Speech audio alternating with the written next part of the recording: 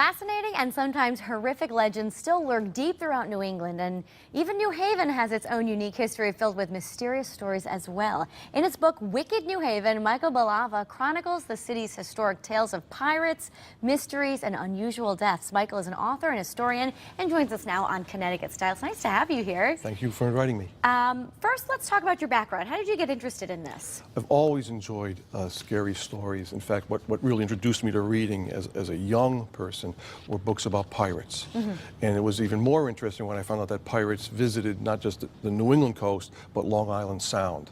And that drew me into exploring all the legends, not just along our coast, but throughout the region. And I'm assuming you found so much material, you decided to write a book? Oh gosh, I've been collecting scary stories and legends and folklore for decades. In fact, I keep them in a wooden pirate trunk.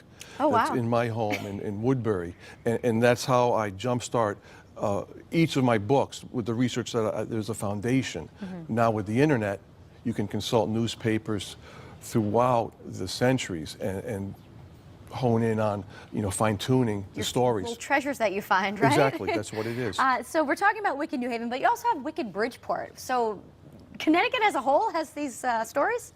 Every city in Connecticut has a fascinating history, but there's also an underbelly to each community's past. And what my research has done is approach the history, the truth of each community, but through the legends, the folklore. It's a way to learn more about your own town or other communities through a wicked past or a wicked history. I get it. So once you started doing the research for New Haven, I understand it was kind of like a domino effect. Yes. Tell us about that. Well, it started again with the files that I've collected over the years, and then finding a number of interesting stories. What I did was I just picked from those that I thought would really fit the book. I looked into Trapped in a Lighthouse with a Madman at Southwest Ledge Light. There was the Wakemanite ritual, which you could consider it the 1850s New Haven version of the Charles Manson family. Oh, wow. And a collection of a cult in Beaver Street is no longer there. It was between Gough and Dixwell, kind of following today's Orchard Street. But that's where these folks congregated. And a haunted lightship. There's a whole history, a nautical history here in New Haven that's been forgotten over the years, and that my book looks back and celebrates. And that's actually what I wanted to start with. Cast Iron Bill Delaney. Oh, yes. Who's he? Cast Iron Bill Delaney was born here in New Haven and was orphaned at a young age. His mom passed away, and his dad kind of took the wanderlust after the loss of his wife, and ended up in Ireland and eventually in Australia. And young Bill did not get along with his stepmom. Okay. And then he himself, with a very rough childhood, took to the seas and followed the path of a pirate. And it wasn't a long, long time ago. This was in the 1860s and 1870s. So when we think of pirates, we'll think of Captain Jack Sparrow in colonial days. This was really during the Victorian era. And his home base was New Haven. And he would often return to the city when he became homesick.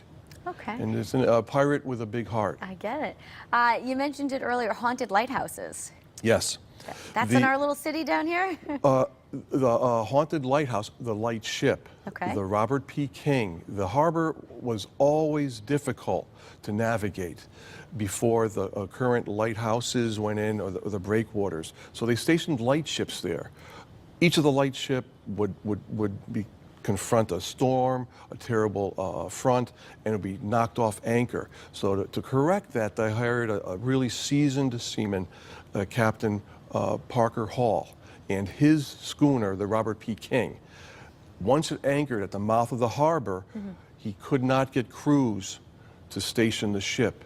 They abandoned the craft right in the middle of the harbor, and then the story started along the docks that was a haunted lightship right here in New Haven Harbor. Now, I know you have some upcoming appearances. We're going to have to read the book and get the rest of the stories here. Please. Lots of them there, but coming up this fall, correct? Yes, absolutely. We have appearances in the New Haven Museum in October, in early October. Also, I'm hoping to speak at the New Haven Public Library, and in addition to the New Haven Museum, the Yale Bookstore, I'll be appearing there. Very good. The name of the book is right there. It's Wicked New Haven, and we could find it at any Barnes & Noble, any bookstore, but of course through the History Press and on Amazon.com. All right, Michael, thanks so much for sharing your stories. Well, thank you, Teresa. All right, stay with us. More Connecticut Style after the break. We'll be right back.